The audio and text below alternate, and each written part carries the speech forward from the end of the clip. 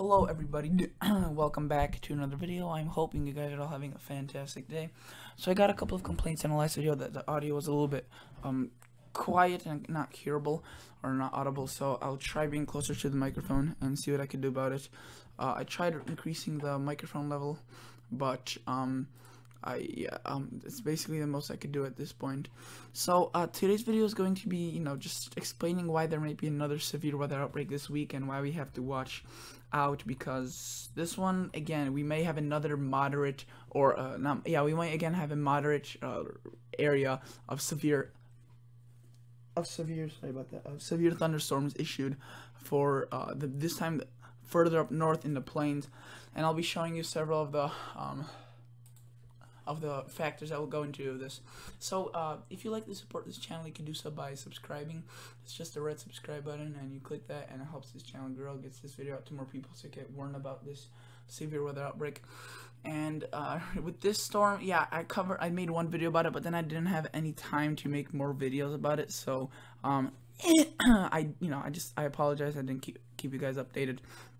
However, right now, as you can see, it's snowing fairly heavily here. Chicago, we got around 5 inches of snow, which is April 14th as I'm recording this, which is, it's fairly late for 5 to 6 inches of snow. In some areas got over half a foot. So definitely this storm, I told you guys this would bring heavy snow. The National Weather Service, even the day before the actual event occurred, they're like, we're not going to see that much snow. And of course, we got quite a bit of snow. You just gotta use logic, and usually that's logical thinking wins out over an agenda that the National Weather Service wants to provide. So right now we're looking at the GFS 6-hour average precipitation rate, and the storm passed through. It's actually producing quite a bit of severe weather right now in Ohio and Kentucky and Indiana and Pennsylvania. There's quite a bit of severe watches and warnings posted across that, but I won't be updating that because by the time I upload this video, it may be already too late. It may be a little bit too late for the watches, and it might be just outdated a little bit. But as I'm looking out the window right now, it is snowing hard. So the snow hasn't stopped here, and it will stop very shortly though as it moves off into the northeast. But we gotta warm up. You could see the cold, not much cold behind the system at all, and obviously it's April, so there shouldn't be. But still relatively cooler than average. But we get a high pushing right there. You can see a high. It pushes quite a bit of warm air, pumps quite a bit of warm air into the U.S. We get 70s, 60s across most of these areas that are in the red lines. That's basically above freezing. But at this point, not many areas are below freezing during the day, since it is mid-April, and we see this in other systems start evolving. And this one is came off the coast right now. It's coming out as a short wave, nothing too powerful. It really does intensify though as it moves on. You could see quite a bit of rain, and this one's gonna have quite a bit of severe weather as well. So I think the severe weather will be the main issue. No snow at all with this one. Barely anything. We see again potentially some severe weather in the south, but this is not excluded to the south this time around. This time, CPC has issued actually a severe outlook for this area right here the most. So that's going to be concerning, and that's on Thursday and Wednesday. So I'm just going to circle. If you live in this area right here, just stay watchful throughout the week, because this may be a week filled with severe weather, as this system is strong and powerful and ready to produce anything it wants to. And it's a fairly slow moving system. It's definitely not fast. There's rounds and rounds of this. There's one after another. So some flash flooding could occur after this. And this only goes out to 114 because that's this new model run. The old model run, you can see, just shows a little bit of wraparound rain, not snow. But it seems like everybody in the eastern half of the country will get this, even the east. You could see there's going to be a pretty big surge of moisture right here going on along the east coast. Afterwards, the temperatures do cool off. You could see actually fairly significantly for the end of the week, Friday and Saturday, but for Easter Sunday it looks absolutely gorgeous. Most of the country will be rain free except for maybe a few showers in the northeast.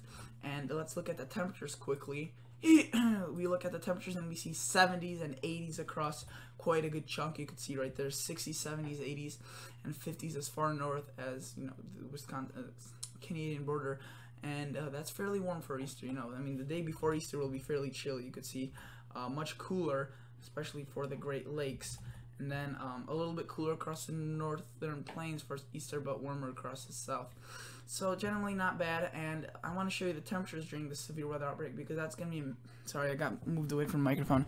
That's going to be a major factor during this outbreak. The temperatures, they're going to be warm, and they're going to be actually quite a bit above average. So we're seeing again a little bit of cooler air right here. That system that just passed through brought that severe weather to the south and north, and to the north it brought a little bit of snow. And then look at this, Tuesday we see way above average. That is 70s, 80s, 60s compared to what we have been seeing. That's way above average. Look at that. This is basically just prime for the storm to feed on and produce quite a bit of severe thunderstorms and heavy rain, along with, you know, winds and possibly tornadoes. And this, you can see how it gradually moves on, and it does bring a little bit of cool air behind it. That's, you could tell that's a system right there, fairly strong. If it could bring in this much cool air in down into the south, you could see 50s and 40s. But to the east of it, where the warm air is, fairly warm and mild and humid. And you can see the day after that, Friday, pretty chilly for the Great Lakes, warm for the north, and warm for the northeast. But I want to go to more of the details about the severe weather. So quickly, let's go to Climate Prediction Center, or sorry, Storm Prediction Center, SPC, and you can see the 4 to 8 day severe weather outlook. This is where the most will occur. You can see day 4, they already have a 30% chance, which is an enhanced. That's what we saw last time across the south, which this probably means that there most likely will be a moderate issued for at least a certain part of this area in Iowa, Missouri, Arkansas, Texas, or Louisiana, anywhere along this. Day 5, it moves over. They're not showing enhanced, obviously, because it's still farther away. 1 day if difference is huge in terms of severe weather, and still though 50%, that's at least a slight. Day 6 moves off into the east, and then day 7 and day 8 seem to be a break from this. But we're looking at a fairly active severe weather week and a season in general. This season has been pretty significant. So let's go to pivotal weather. This has a lot of options for us to look at. Let's look at the convective available potential energy with these storms. So up to now, nothing significant. And notice how there's still severe thunderstorms going on right now across the east, but there's not that much convective available potential energy.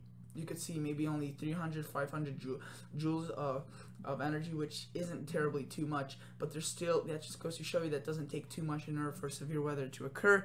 We start looking into the week of the outbreak. This is Wednesday. We see some fairly high numbers, 2,000. That's definitely enough to produce beyond severe weather. Look at that. This is just gonna be way more vigorous than what we've seen across the east. Just way more moisture, way more energy. We could be looking at another potential severe weather outbreak. Some spots over 3,000, which is plentiful, and doesn't stop there. You could see it moves on and brings even just quite a bit of almost 1,000 joules of energy across into Wisconsin and Illinois. So definitely the convective available potential energy is there. Let's go to lapse rates. The steeper the lapse rates, the